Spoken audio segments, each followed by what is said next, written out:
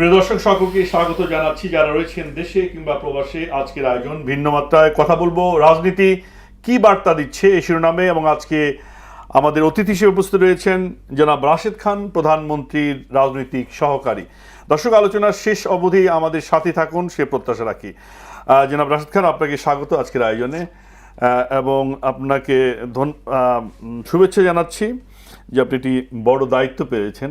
প্রধানমন্ত্রী আপনাকে একটা বড় দায়িত্ব দিয়েছেন, এই কারণে আপনার প্রতি শুভেচ্ছা আলাদা করে জানাতে চাই। শুরুতেই আলোচনা আসতে চাই যে আজকে আমরা দেখলাম যে বিভিন্ন জায়গায়, বিশেষত জগন্নাথ বিশ্ববিদ্যালয়ে, ঢাকার আলিয়া মাদ্রাসায়, ঢাকা কলেজে ছাত্রদল এবং শিবিরের মধ্যে এক ধরনের সংঘর্ষ পরিস্থিতি, এবং আমরা দেখছি যে এক পক্ষ আরেক পক্ষের উপরে পিটাচ্ছে লাঠিসোঁটা নিয়ে, এবং সেক্ষেত্রে আমরা ছাত্রদলকে দেখেছি যে এক ধরনের সক্রিয় ভূমিকায়, এবং ছাত্রদল সরকারি দল, সরকারি পক্ষের দল।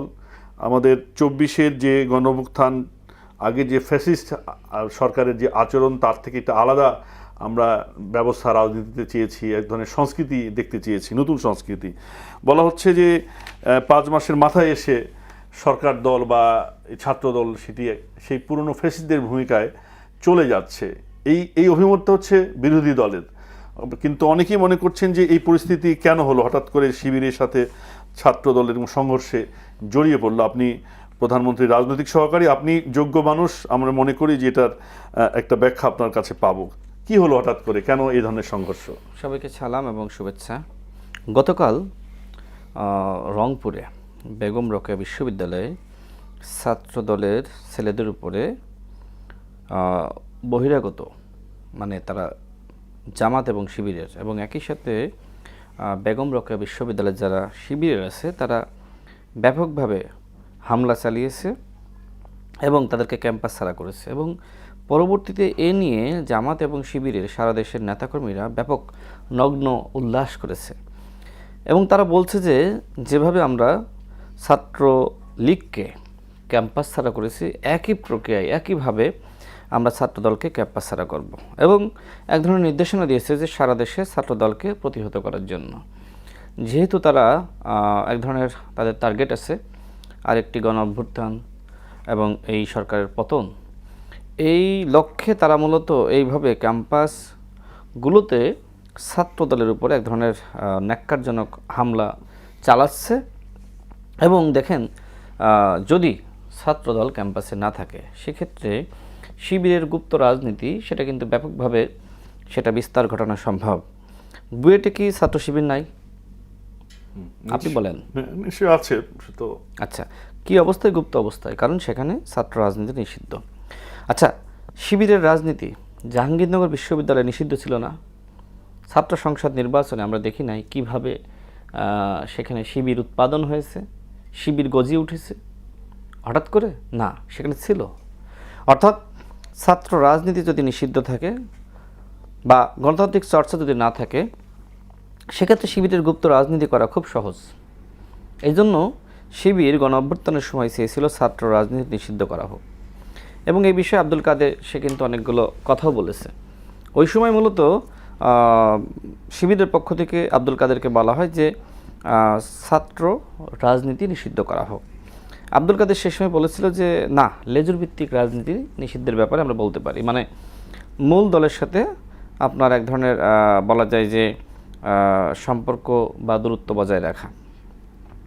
দেখেন, সেটি শিবির নিজেরা মেনে নিল এবং নিজেরাই কিন্তু এটা বেশি প্রচার করেছে। এই যে ডাকসুর ভিপি সাদিক কায়েম শিবির থেকে পদত্যাগ করে সে জামাতে যোগদান করলো, এটা কি লেজুর ভিত্তি না?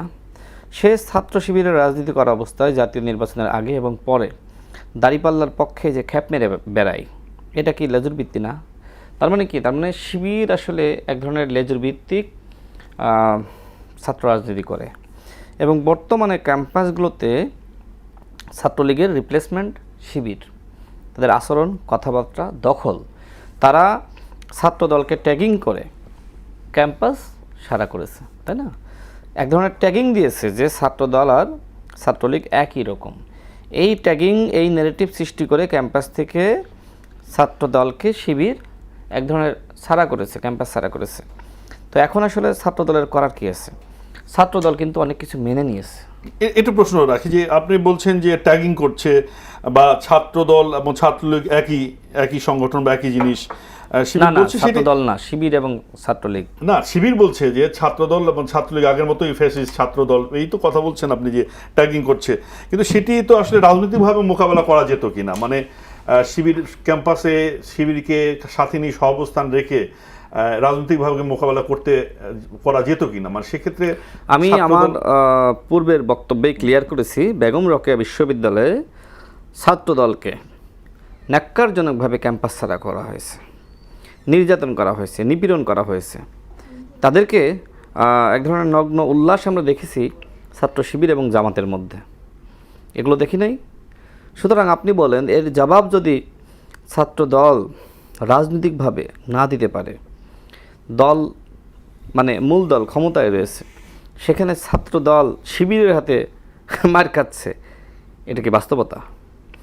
বরং এই যে ছাত্রদল সারা দেশে যে ধরনের সহনশীল রাজনীতি করছে, গণতান্ত্রিক চর্চার রাজনীতি করছে, বিতর্কের রাজনীতি করছে, এরপরে আপনার বিভিন্ন সেমিনার, আপনার তারপরে সিম্পোজিয়াম, কর্মশালা, নেতাকর্মীদেরকে প্রশিক্ষণ দেওয়া, এই রাজনীতিগুলো এখন ছাত্রদল করছে। সেখানে আমরা লক্ষ্য করছি যে শিবির তারা বেপরোয়া হয়ে গেছে, তাদের পেশি শক্তি দেখাচ্ছে। এই যে আজকে দেখেন আপনার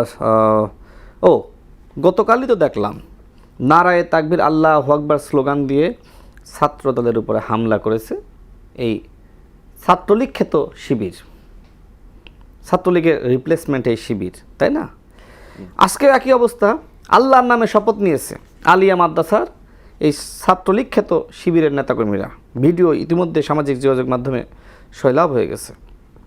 বলছে যে নারায়ে তাকবীর আল্লাহু আকবার, আমরা শহীদ হব, আমরা শহীদি তামান্না আমরা ভোগ করব, কেউ পিছনে যাবেন না, সবাই আমাদের সাথে আসবেন। শিবিরের নেতারা কর্মীদেরকে শপথ পাঠ করাচ্ছে, মৃত্যুর দিকে ঠেলে দিচ্ছে এবং ছাত্রদলকে হত্যা করার জন্য এই ধরনের প্রতিজ্ঞা নিচ্ছে নারায়ে তাকবীর আল্লাহু আকবার স্লোগান দিয়ে। ইসলাম এত সস্তা হয়ে গেছে। নারায়ে তাকবীর আল্লাহু আকবার স্লোগানের মানে এই হলো মর্যাদা। আল্লাহু আকবার বলে কাউকে পিটানো যায়, নির্যাতন করা যায়, হামলা করা যায়, সামনের দিকে অগ্রসর হওয়া যায়। রাজনীতি করতেছেন, রাজনীতি করেন, আল্লাহর নাম নিয়ে নারায়ে তাকবীর আল্লাহু আকবার স্লোগান নিয়ে ছাত্রদলকে হামলা করবেন আর বলবেন যে ছাত্রদল আপনারা শান্ত হন, ধৈর্য ধরেন। এগুলো কোনো রাজনৈতিক কথাবার্তা না। ছাত্র শিবির যা করবে তার সমুচিত জবাব না দিলে বাংলাদেশে রাজনৈতিকভাবে আপনার দেউলিয়াত্ব বরণ করা লাগবে। সেক্ষেত্রে ওই পুরনো যে ছাত্র রাজনীতির যে পুরনো সংস্কৃতি, যে এক ধরনের শক্তি প্রয়োগ বা প্রতিপক্ষকে মানে হামলা দিয়ে তাদেরকে শায়েস্তা করা বা তাদের ক্যাম্পাস থেকে বিতাড়িত করা, মানে সেই রাজনৈতিক সংস্কৃতি প্রতিষ্ঠা পেল কিনা? আপনারা কিন্তু বলেছিলেন যে ক্যাম্পাসগুলোতে নবতর একটা রাজনৈতিক সংস্কৃতি প্রতিষ্ঠা করবেন, সহাবস্থানের রাজনীতির কথা আপনারা দীর্ঘ সময় বলেছিলেন, আপনারা মানে ছাত্রদল বলেছিল, এবং দীর্ঘ সময় ছাত্রদল ছাত্রলীগের কারণে ক্যাম্পাসগুলোতে রাজনীতি করতে পারেনি, কিন্তু ওই একই ধরনের ঘটনার পুনরাবৃত্তি হচ্ছে। বেগম রোকেয়া বিশ্ববিদ্যালয়ে যা হলো সেই বিষয়টিকে আপনি কিভাবে দেখেন? আপনাকে আমি প্রশ্ন করি। আমাদের মাঝে উপস্থিত আছেন জনাব সোহরাব হাসান, সিনিয়র সাংবাদিক ও রাজনৈতিক বিশ্লেষক। আপনাকে স্বাগত জানাই আজকের আয়োজনে। আমরা কথা বলছিলাম যে এক ধরনের রাজনৈতিক পরিস্থিতি আমরা দেখছি বিশেষত শিক্ষা প্রতিষ্ঠানগুলোতে শিবির এবং ছাত্রদল মুখোমুখি, এবং আজকে জগন্নাথ বিশ্ববিদ্যালয়ের ঘটনা ঘটেছে, আলিয়া মাদ্রাসা হয়েছে, ঢাকা কলেজ হয়েছে, গতকাল আমরা দেখেছিলাম যে রোকেয়া বিশ্ববিদ্যালয় হয়েছে। মানে এই যে মারামারির মতো ঘটনাগুলো ঘটছে, এটি কেন? মানে 24-এর পরে রাজনীতি সংস্কৃতি এটি আবার সেই পুরনো সংস্কৃতি ফিরে আসছে কিনা? আমি রাশেদ খানকে ওনার বক্তব্য নিয়েছি, আবার ওনার কাছে আসবো। তবে আপনি কিভাবে দেখছেন এই পরিস্থিতিকে? হঠাৎ করে এই ধরনের পরিস্থিতি কেন তৈরি হচ্ছে বা হলো? ধন্যবাদ আপনাকে এবং সহ আলোচক রাশেদ খান, প্রধানমন্ত্রীর বিশেষ সহকারী, তাকে শুভেচ্ছা। আসলে আমরা জাতি হিসেবে বোধহয় একসঙ্গে থাকার যোগ্যতা অর্জন করিনি, না হলে 55 বছরের অধিকাংশ সময় গেছে আন্দোলন, সংগ্রাম, সংঘাত, সংঘর্ষ, মারামারি, অভিযোগ, পাল্টা অভিযোগ। একটি নির্বাচিত সরকার 6 মাসও হয়নি, এর মধ্যে এরকম একটা উত্তপ্ত পরিস্থিতি। এবং দেখুন, কদিন আগে হবিগঞ্জ, সিলেট অঞ্চলে এক ধরনের ঘটনা ঘটল। মানে সংঘর্ষের ঘটনা ঘটলো। আমরা ধরে নিয়েছিলাম এটা একটা কর্মসূচি নিয়ে এখানে সমাপ্তি হবে, কিন্তু সেটা হলো না। আজকে জগন্নাথ বিশ্ববিদ্যালয়ে যে ঘটনা, সেটাও কিন্তু কোনো কারণ ছিল না, মানে যে যার দাবির কথা বলতে পারে বা শুনলাম গেটে দুই দলের কথা কাটাকাটি, তর্ক বিতর্ক, তার মধ্যে মারামারি। এরপর এটা ছড়িয়ে পড়লো, এটাও ধরলাম একটা বিচ্ছিন্ন ঘটনা, কিন্তু ছড়িয়ে পড়লো। তার মানে এর পেছনে অভিসন্ধি আছে, যে পক্ষই করুক না কেন। অর্থাৎ তারা শান্তিপূর্ণভাবে 5 আগস্ট উদযাপিত হোক এটা চাননি। মানে কার অভিসন্ধি, কি অভিসন্ধি কার জানি না, মানে হয়েছে। এবং সেটি 24-এর আন্দোলনকারী অংশগ্রহণকারী পক্ষই, তাই তো? তারাই তো আজকে রাজপথে, সংসদে সক্রিয়, একদল ক্ষমতায়, একদল বিরোধী দলে। কিন্তু যার যার সীমা লঙ্ঘন করলেই কিন্তু এই পরিস্থিতি তৈরি হয়। যে যেখানে নির্বাচিত, সে যদি মনে করে যে আমার বাইরে কিছু চলবে না, সেটা বিশ্ববিদ্যালয় হোক বা জাতীয় সংসদ হোক, নির্বাচনী আসন হোক, এরকম পরিস্থিতি কিন্তু এর আরও অনেক জায়গায় ঘটেছে অথবা ঘটার উপক্রম হয়েছে। এটি বেশ অস্বাভাবিক। 5 আগস্টকে সামনে রেখে আজকে 4 আগস্ট ঢাকা শহরের বেশ কয়েকটি, কালকে রোকেয়া বিশ্ববিদ্যালয় হয়েছে। কেন হলো, কি কারণ? যদি রাজনৈতিক কারণ থাকে, সেটা তো রাজনৈতিক দলগুলো সমাধান করবে। ছাত্রদের দাবি অধিকার সংক্রান্ত হলে সেটি ক্যাম্পাসে হবে। প্রথমে এটা আইনানুগ, প্রথমে প্রশাসনের কাছে বলবে, প্রশাসন যদি ব্যবস্থা না নেয় তখন আন্দোলন সংগ্রামের প্রশ্ন।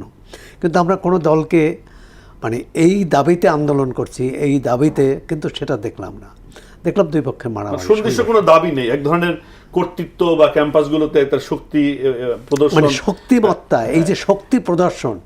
এবং যে ঘটনাগুলো ঘটেছে, এটা কিন্তু 24-এর আগস্টকেই স্মরণ করিয়ে দেয়। তার আগের যে পদ্ধতিতে, যেভাবে একে অপরের উপর, তখন কিন্তু ছিল একটি স্বৈরাচারী সরকার, আজকে একটি নির্বাচিত সরকার। কেন এটা ঘটবে? যে কোনো সমস্যা হতে পারে, ক্যাম্পাসে হতে পারে, ক্যাম্পাসের বাইরে হতে পারে। আপনি বলছেন আলোচনার মাধ্যমে এটা সমাধান করা উচিত ছিল। সৌরভ ভাই, আপনি বলছেন নির্বাচিত সরকার, কিন্তু যারা এই সরকারের বিরোধী পক্ষ, জামাত, শিবির, এনসিপি, তারা কিন্তু ইতিমধ্যে সরকারের একটা এক ধরনের ট্যাগ দেওয়া শুরু করেছে। সরকারের পরিণতি নিয়ে একটা সময়সীমা বেঁধে দিচ্ছে যে 17 দিন। সরকারকে মানে ফেসিবাদী কায়দায় চলে গেছে, সরকার প্রতারণা করেছে, সরকারের পদত্যাগের দাবি করে ফেলেছে। মানে সেইটা কোনো কালমিনেশন হচ্ছে কিনা? আপনি বলেছেন যে অন্য একটা পক্ষ এখানে হয়তো নিতে পারে, কিন্তু এটা রাজনৈতিক বিরোধের জায়গা থেকে এসছে না। একটা রাজনৈতিক গণতান্ত্রিক সমাজে বিরোধী দল থাকলে তারা সরকারের পদত্যাগ চাইবে, সংসদ থেকে ওয়াকআউট করবে, নানা রকম উত্তেজনা সৃষ্টি করতে পারে। কিন্তু সরকারকে এখানে, কিন্তু সরকার বা সরকারি দলকে অধিকতর সহনশীল হতে হয়, কারণ শেষ বিচারে দায়টা সরকারের উপর পড়ে। জি, আপনার এই কথাটা নিয়ে আসতেছে রাশিদ খান, যে যেহেতু দায় সরকারের উপরে, এই পরে শেষ বিচারে সহনশীলতা দরকার সরকারের, এবং যেটি হয়তো আমি জানি না সৌরভ ভাই সেটা দেখছেন না, আপনারা কতটা সহনশীল হচ্ছেন? আচ্ছা দেখেন, বিএনপি তো অবশ্যই সহনশীল, ছাত্রদল, যুবদল সহনশীল। অতীতের রাজনীতি আপনি দেখেছেন, তখন যে ধরনের রাজনীতি বাংলাদেশে বিরাজমান ছিল, আর বর্তমানে আমার কাছে মনে হয় অনেক পরিবর্তন হয়েছে। গুম নাই, খুন নাই, ক্রসফায়ার নাই, দমনপীড়ন নাই। এখন জামাত শিবির যদি পরিকল্পিতভাবে রাজনৈতিক পরিস্থিতি উত্তপ্ত করে, আমার আপনার কি করার আছে? রোকেয়া বিশ্ববিদ্যালয়ে আপনি ছাত্রদলকে পিটিয়ে ক্যাম্পাস ছাড়া করবেন, আর আপনি বলবেন যে সহনশীল হন, ধৈর্যশীল হন। এটা তো বাংলাদেশের রাজনীতি না। জামাত ইসলামকে তো আমরা সবাই ভদ্র, সভ্য, শিক্ষিত হিসেবে জানতাম। জামাত এবং শিবিরের যে ইতরামি, যে ধরনের ভণ্ডামি, মুনাফিকি, প্রতারণা, প্রপাগান্ডা, গুজব রটিয়ে পরিস্থিতি ঘোলাটে করা, এগুলো বন্ধ করতে হবে না? গালিগালাজ কারা করে? বিএনপি করে। গালিগালাজের সংস্কৃতি চালু করেছে জামাত এবং শিবির। তারা 16 বছর চুপ ছিল, আমরা ভাবছিলাম খুব ভালো ভদ্র পড়াশোনা শিখেছে, তাই না? কিন্তু আমরা তাদের মুখ যে সময় গণ অভ্যুত্থানের পরে খোলা শুরু হলো, প্রথমেই বিএনপি নব্য ফ্যাসিবাদ, এরপরে আওয়ামী লীগকে সাধারণ ক্ষমা ঘোষণা করলো, এরপরে বলল যে যারা জামাতের আছেন এখন যদি, দুঃখিত, যারা আওয়ামী লীগের আছেন এখন যদি জামাত করেন তাহলে আপনাদের দায়িত্ব আমরা নিব, বলে নাই? শুনছেন তো, আপনিও শুনছেন, সৌরভ ভাই শুনেন নাই? বলেছেন, বলছে তো। এরপরে তাদের একজন নেতা সে তো সত্য স্বীকার করলো, সে বলল আওয়ামী লীগের লোকজন যদি আমাদের ভোট না দিত আমরা কি এমপি হতে পারতাম, এত আসন পাইতাম? ওই যে ফরিদপুরের নেতা 1 আসনের ইলিয়াস মোল্লা, তার মানে কি? তার মানে তারা একদিকে বলছে যে বিএনপি ফ্যাসিবাদের ফটোকপি, অন্যদিকে সেই ফ্যাসিবাদকে তারা সাধারণ ক্ষমা ঘোষণা করছে। এটা কোন ধরনের নোংরামি, কোন ধরনের রাজনীতি? এটাকে আমরা কিভাবে সমর্থন করি? না, বিরোধীরা একটা নানা কথা বলবে, সরকারের পদত্যাগ চাইবে, তারা ওয়াকআউট করবে, যেটা বললেন সোহরাব হাসান ভাই বললেন, এটা বিরোধী রাজনীতির একটা সংস্কৃতি, সেটি আপনাদের মেনে নিতে হবে, মেনে নিয়েই সহাবস্থানে রাজনীতি করতে হবে, গণতন্ত্রকে বিকশিত করবার প্রয়োজনে। দেখেন, গণতন্ত্রকে বিকশিত করা শুধুমাত্র সরকারি দলের দায়িত্ব না, যারা অপোজিশনে আছে, সৌরভ ভাই তো বললেনই যে আপনারা তো সবাই গণ অভ্যুত্থানের শক্তি, তাহলে বিএনপি একলা সহনশীল হবে আর আপনি সারাদিন বিএনপির পতনের হুমকি দিবেন, গণ অভ্যুত্থান ঘটাবেন, ছাত্র দলকে ক্যাম্পাস ছাড়া করবেন, এইটা কোন ধরনের সহনশীলতা? আপনি ভালো হইলে আমিও ভালো, আর আমি ভালো আপনি ভালো হন। আমাদের মাননীয় প্রধানমন্ত্রীর মতন ভালো, তার যে আচরণ, কথাবার্তা, বিনয়, মানুষকে মূল্যায়ন করা, মূল্যবোধের রাজনীতি, এটার ধারে কাছেও কি ওই ডাক্তার শফিকুর রহমান আছে? প্রধানমন্ত্রী হইতে চায় না? প্রধানমন্ত্রী হওয়ার যোগ্যতা কি ডাক্তার শফিকুর রহমান অর্জন করতে পেরেছে এখনো পর্যন্ত? তিনি তো আসলে এই বিরোধী দলকেই নেতৃত্ব দিতে ব্যর্থ হচ্ছেন। তিনি নাসিরউদ্দিন পাটোয়ারিদেরকে উস্কে দেন, প্রধানমন্ত্রীকে গালিগালাজ করো, তার পরিবারকে গালিগালাজ করো, বিএনপির মন্ত্রীদেরকে তুই তুকারি করে কথা বলো। এগুলো কে শিখিয়ে দেয়? এই ডাক্তার শফিকুর রহমান নাসিরউদ্দিন পাটোয়ারিকে শিখিয়ে দিচ্ছে বিএনপিকে সারাদিন গালিগালাজ করো। এটা মানে প্রমাণ কি আপনি বলছেন শিখিয়ে দিচ্ছে? এটার প্রমাণ হলো যে ওই ডাক্তার শফিকুর রহমান গত পরশুদিন একটি প্রোগ্রামে, সম্ভবত আপনার ওই যে লেবার পার্টির একটা প্রোগ্রামে, নাসিরউদ্দিন পাটোয়ারির প্রশংসা করেছে যে নাসিরউদ্দিন পাটোয়ারি আজকাল গরম বক্তব্য দেয়, যে কারণে অনেকে কষ্ট পায়। প্রমোশন দেওয়া না, পদোন্নতি দিল তো, যে নাসিরউদ্দিন পাটোয়ারি যা বলতেছো এর থেকে বাড়িয়ে বলো, পিছনে যা ব্যাকআপ লাগবে, তুমি যেখানে সমাবেশ করতে যাবা শিবির আর জামাত পাঠিয়ে দেবো, মানে লকারণ্য হয়ে যাবে, তুমি শুধু কথা বলবা, তোমার লক সরবরাহ করব, গাড়ি দিব, টাকা দিব। এই যে এনসিপি যে নির্বাচনটা করেছে, টাকা পাইছে কই? জামাত এবং শিবির দিছে। মূলত এনসিপিকে দিয়ে জামাত বিএনপিকে গালিগালাজ করাচ্ছে। এই সংস্কৃতি বাংলাদেশে আওয়ামী লীগের সময়ও ছিল না। এই গালিগালাজের সংস্কৃতি বাংলাদেশে এই মুহূর্তে অপরাজনীতি, অপসংস্কৃতি, রাজনৈতিক দুর্ভিক্ষ সৃষ্টি করেছে জামাত এবং এনসিপি। এই রাজনৈতিক দুর্ভিক্ষ, রাজনৈতিক অরুচি, এই রাজনীতিকে ধ্বংস করা, এই কারণে দেখবেন আমাদের এই মানে প্রজন্ম তারাও বিভ্রান্ত হচ্ছে। কথায় কথায় গালিগালাজ, কথায় কথায় হুমকি, কথায় কথায় ধামকি, যেখানে সেখানে মব। আচ্ছা, কেউ যদি অপরাধ করে তাকে আপনি মামলা দেন, গ্রেপ্তার করেন, মব সৃষ্টি করছেন কেন? রাজশাহী বিশ্ববিদ্যালয়ে না, গালিগালাজ করছে, রাজশাহী বিশ্ববিদ্যালয়ে কি করলো? এই যে শিবিরের জিএস, সে লাইব্রেরির মধ্যে ছাত্রলীগের এক কর্মী ট্যাগিং করে তাকে যেভাবে বেধড়ক পিটালো, তার জামা কাপড় খুলে ফেললো। তো আপনার জামা কাপড় যে পরশুদিন আর একজন খুলবে না, তার নিশ্চয়তা কি সৌরভ ভাই বলেন? না, তার নামে তো মামলা হয়েছে, কিন্তু তাকে গ্রেপ্তার হতে দেখলাম না। কার নামে মামলা হয়েছে? ওই যে রাজশাহী যে করেছে আম্মান, তার নামে তো মামলা হয়েছে। কে মামলা? কোনো মামলা হয়েছে বলে আমি শুনি নাই।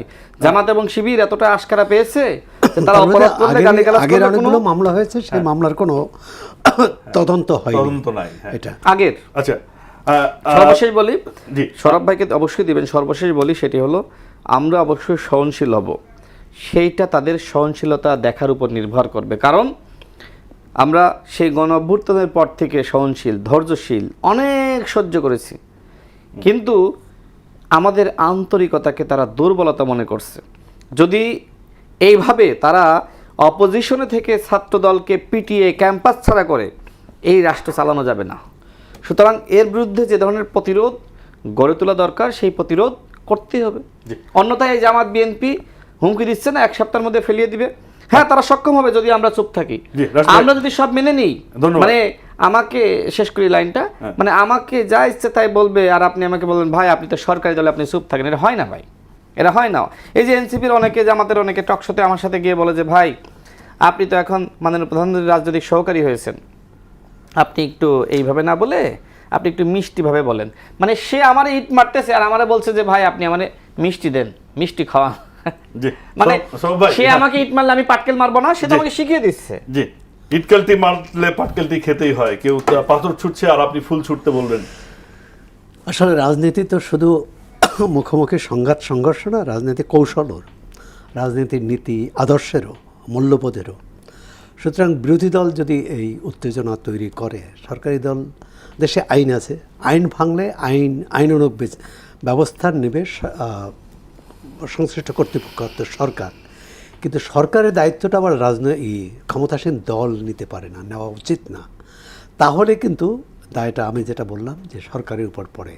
যা কিছু অঘটন, এই যে কালকের সংবাদপত্র বা আজকেও টেলিভিশনে দেখা যাচ্ছে যে বিভিন্ন জায়গায় যে এটা হলো, এর অর্থ না যে একদল মার খাবে, মারই খাবে, কিন্তু পাল্টা মার দেওয়া এবং মার খাওয়ার সেটা কিন্তু আমরা 17 বছর দেখেছি।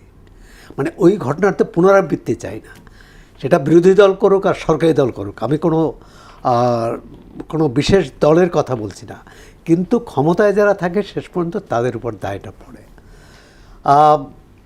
আওয়ামী লীগ সরকারের সময় ক্যাম্পাসে কি হয়েছে, রাশেদ খান সাহেবরা মার খেয়েছেন, নুরুল হক নূর কতবার মার খেয়েছেন। অনেক সময় মার খাওয়াটাও কিন্তু শক্তির পরিচয়।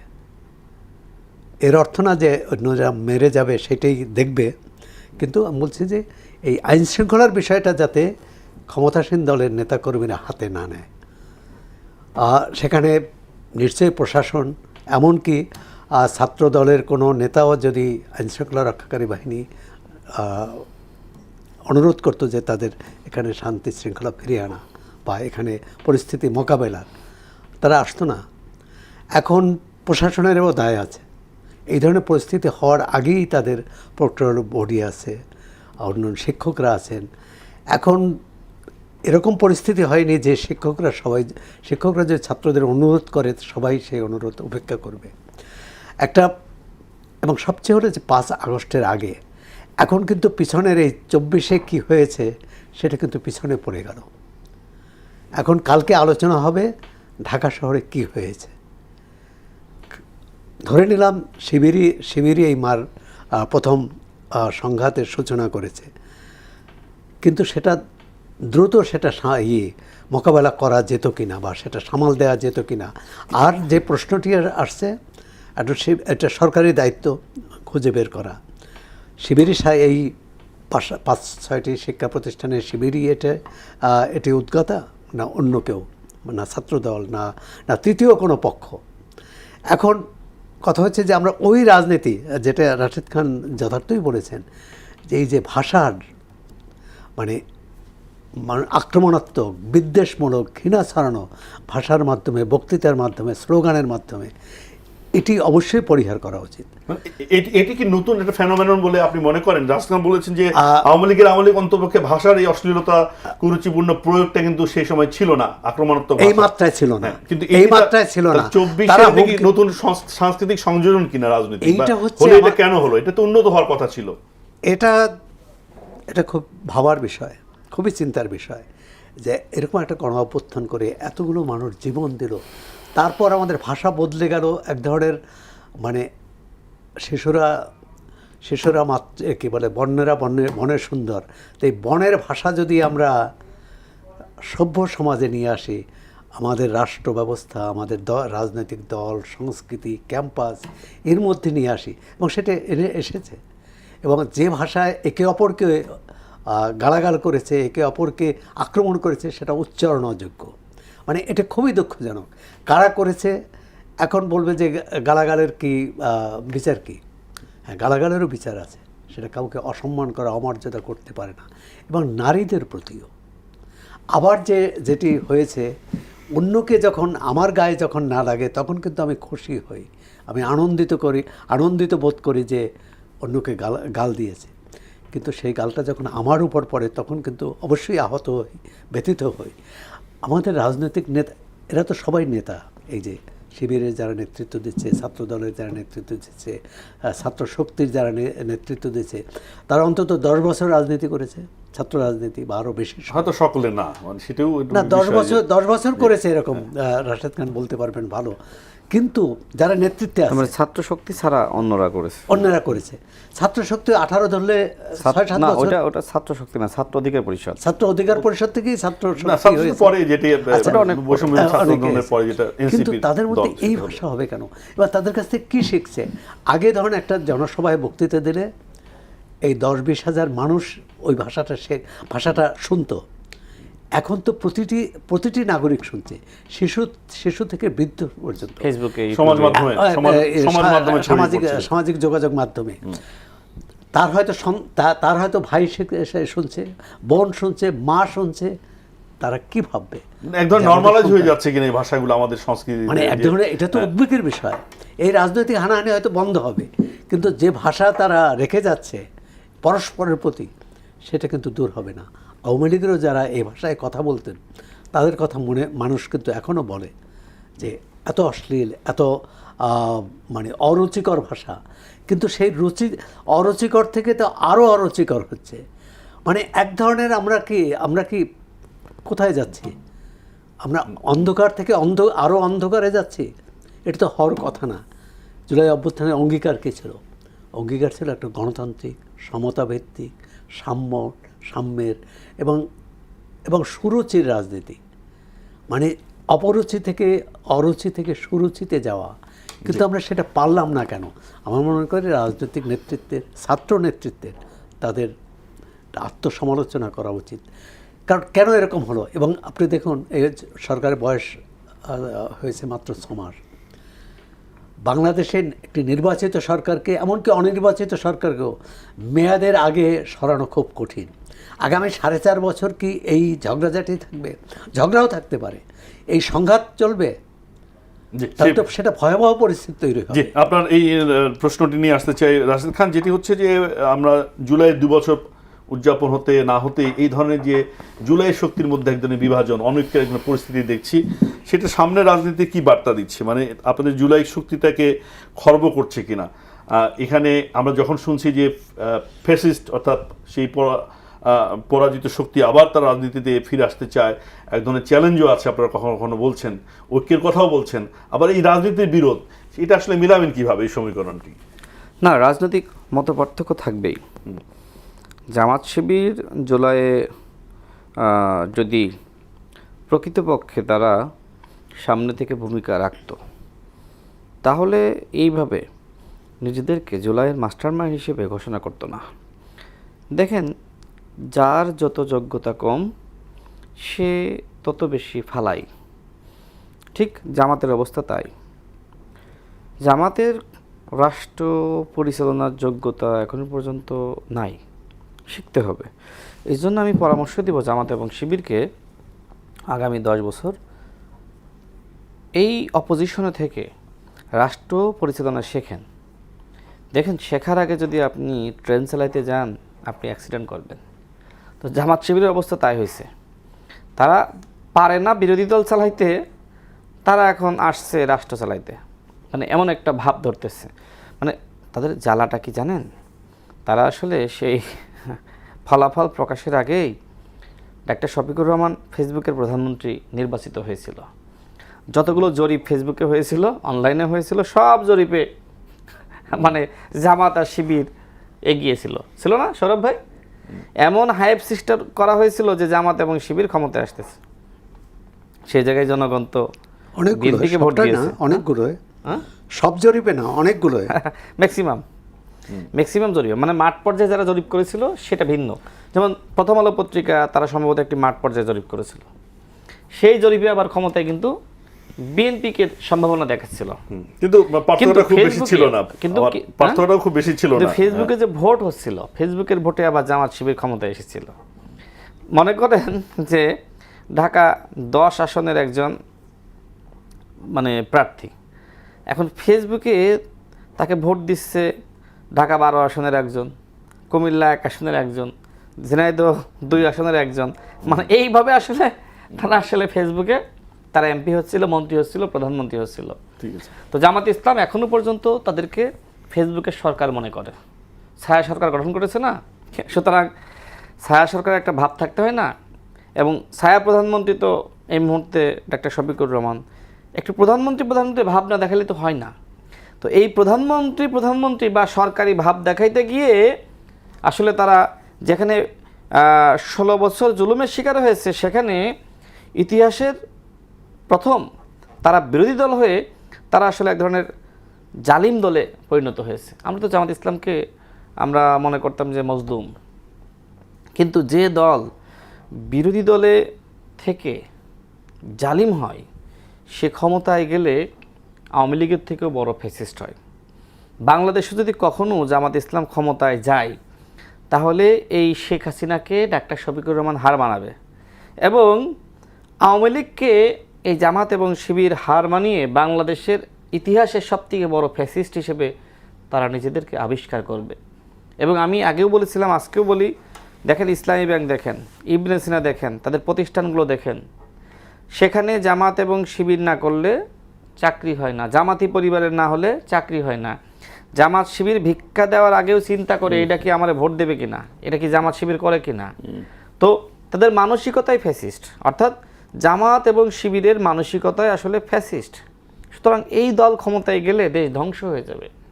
আরও দুঃখ লাগে কি জানেন, সেটি হলো যারা দেশের স্বাধীনতা চায়নি, জন্ম চায়নি, তারা এই রাষ্ট্রের মালিক হতে চায়, তারা এই রাষ্ট্রের সার্বভৌমত্বের তারা রক্ষা কবচ হতে চায়। এটা কি হয় নাকি? ঠিক আছে, রাশিদ খান, এই বক্তব্যটা আপনারা এখন বলছেন, কিন্তু 5 বছর আগে তো সেটা দেননি না। আমি আগে বলেছিলাম, জামাতের সাথে আমি আপনারা কিন্তু জোট বেঁধে বলেছিলাম যে আওয়ামী লীগ 16 আন্দোলন করেছেন। বছর এটা শেষ করি, 16 বছর জামাত এবং শিবিরকে আমরা মজলুম মনে করতাম, কিন্তু অপোজিশন আসার পরে তারা তো জালিম হয়ে গেছে। মানে বাংলাদেশের ইতিহাসে তারা প্রধান বিরোধী দল হয়ে তারা জালিম হয়ে গেছে। জামাত ইসলাম তো এখন জালিমের ভূমিকা অবতীর্ণ, যেখানে বিএনপির সহনশীলতা, বিএনপির আন্তরিকতা, বিএনপির দেখেন, আপনি খোঁজ নেন, যেখানে যেখানে জামাতের প্রার্থী বা এনসিপির প্রার্থীরা যারা নির্বাচিত হয়েছে, সরকারি দলের একজন এমপি যে ধরনের সুযোগ সুবিধা সম্মান ভোগ করে, ঠিক একইভাবে বিরোধী দলের এমপিরা ওই ধরনের সুযোগ সুবিধা সম্মান ভোগ করছে এবং দাবিও করছে। কিন্তু বাংলাদেশের ইতিহাসে কখন এটি হয়েছে? বিএনপি যে সময় অপোজিশনে ছিল, আওয়ামী লীগের লোকজন যেখানে বিএনপির প্রার্থী বিজয়ী হয়েছে সেখানে তো কাজ করতে দেয়নি। সৌরভ ভাই ঠিক কিনা? দিছে কাজ করতে। বাস্তবতা এটাই ছিল, দুই দলই সমান সমান, বাস্তবতা এটাই ছিল। সেই জায়গায় জামাত ইসলাম কত সুখে আছে, সুখে থাকলে ভূতে কেলাই। বাংলাদেশের বাস্তবতা এইটা। এই জন্য তো আসলে এই সুখে থাকার পরে তাদেরকে এখন ভূতে মানে শয়তানের নাড়াচাড়া দিচ্ছে।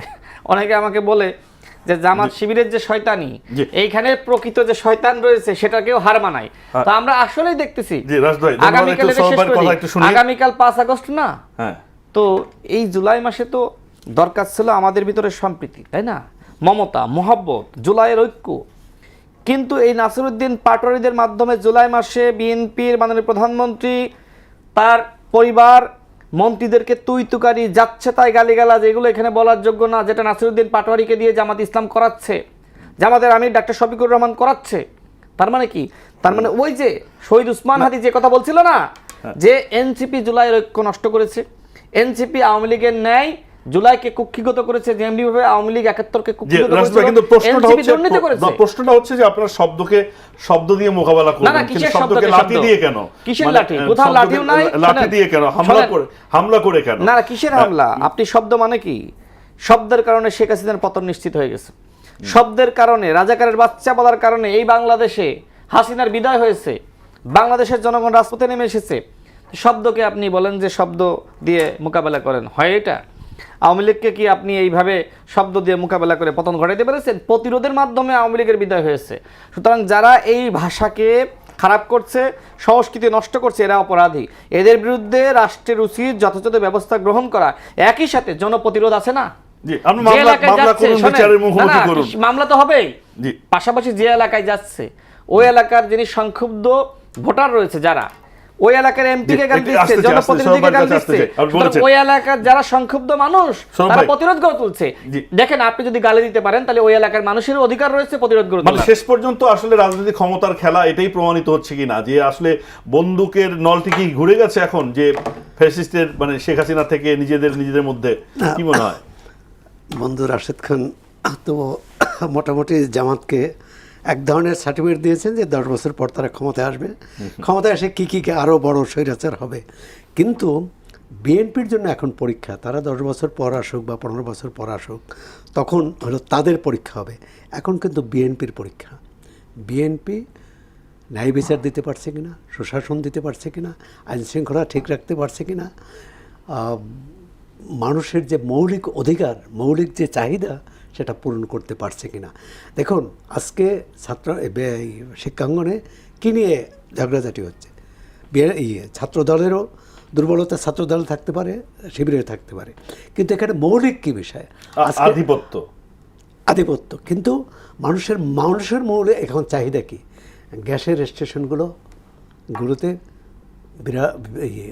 গাড়ির বিরাট লাইন, নিত্যপণ্যের মানে বাজারের যে পরিস্থিতি, 400 টাকা যে কাঁচামরিচের যদি কেজি হয়, মানে এটা নিয়ে চুলা জ্বলছে না। এটা নিয়ে কিন্তু আমরা আশা করেছিলাম বিরোধী দল এটা নিয়ে সামনে আসবে, কিন্তু সেটা দেখলাম না। মৌলিক অধিকার, কৃষক সার বীজ পাচ্ছে কিনা, সুতরাং তাদের দিক থেকে হলো এই দুর্বলতা। এবং এর মধ্যে একটা মনস্তাত্ত্বিক কাজ করেছে, মনস্তাত্ত্বিক বিষয়। সেটা হচ্ছে বিরোধী দল সবসময় ভাবছে যে যেহেতু বিএনপি 2/3 সংখ্যাগরিষ্ঠতা, সব ক্ষেত্রে বোধহয় আমাদের অগ্রাহ্য করছে, আমাদের তুচ্ছ তাচ্ছিল্য করছে, সুতরাং তাদের ভিতরে একটা ক্ষোভ, রাগ, হ্যাঁ। আর বিএনপির মধ্যেও কিন্তু অন্য একটা মানসিকতা কাজ করছে যে আমরা এত জনপ্রিয়, এত জনগণের সমর্থন পেয়েছি, আমাদেরকে চ্যালেঞ্জ করতে পারে। এটা কিন্তু আবার বিপজ্জনক, কারণ আমাদেরকে চ্যালেঞ্জ করতে পারে, চ্যালেঞ্জ করবে একসময় জনগণ। এর মনে রাখতে হবে, বাংলাদেশে যে জনগণ যে তার পছন্দসই দলকে ভোট দিয়ে আনে, ক্ষমতায় নিয়ে আসে, আবার সেই জনগণকে কিন্তু ক্ষমতা থেকে নামায়। সুতরাং বিএনপির কাছে আজকে চ্যালেঞ্জ কিন্তু জামাতও না, এনসিপিও না। বিএনপির চ্যালেঞ্জ হচ্ছে জনগণকে কতটা স্বস্তিতে রাখতে পারে।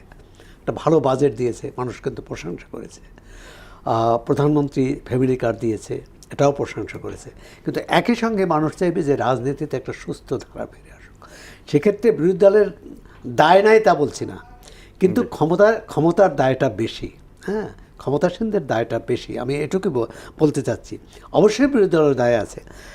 আর সরকার সংবিধান সংশোধনের উদ্যোগ নিয়েছে, আজকে বৈঠকও হলো, প্রথম বৈঠক, কিন্তু বিরোধী দল তার নাম দেয়নি। তাহলে এটা কিভাবে হবে?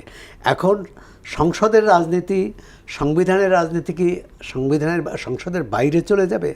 বাইরে গেলে কিন্তু একটা ভয়, এই ধরেন যে কোনো একটা স্থানীয় বিষয় নিয়ে ঝগড়াঝাটি, মারামারি, সংঘাত হলো, সেটা একসময় থেমে যাবে, স্থিমিত হবে।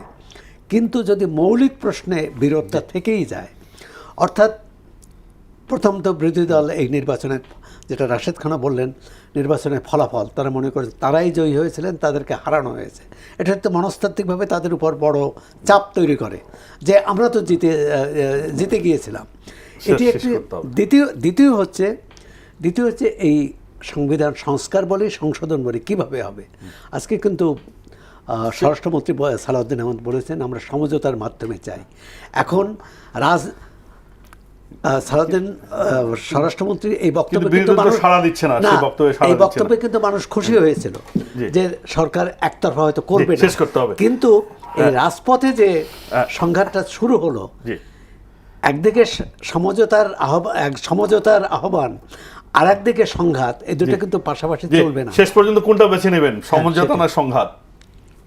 এক বাক্যে শেষ করতে হবে, রাজনীতিতে কোনটা আসবে, শোনেন, কে জয়ী হবে? আমরা তো সংঘাত চাই না, আমরা চাই রাষ্ট্রের পুনর্গঠন, এই রাষ্ট্রের পরিবর্তন এবং বিএনপি সরকার যে ইস্তিহার জাতির সামনে পেশ করেছে শেষ করতে হবে। সেটার বাস্তবায়ন জি এবং স্বাক্ষরিত জুলাই জাতীয় সনদ সেটার পুরোটাই বাস্তবায়ন জি, এবং গণহত্যার বিচার সর্বশেষ লাইন হলো ধন্যবাদ রাশেদ খান, সর্বশেষ লাইন। সময় দেওয়ার জন্য। তো এক্ষেত্রে আসলে আমাদের সকলের সহযোগিতা দরকার। সরওয়ার বিরোধী হাসান ভাই, দলকে আপনাকে অসংখ্য ধন্যবাদ। এগিয়ে আসতে হবে, দুঃখিত, তাছাড়া এই রাষ্ট্রের সর্বশেষ কোনো দর্শক পরিবর্তন আপনাদের করা ধন্যবাদ সম্ভব জানিয়ে শেষ হবে করছি। না। সকলে ভালো থাকুন, শুভরাত্রি।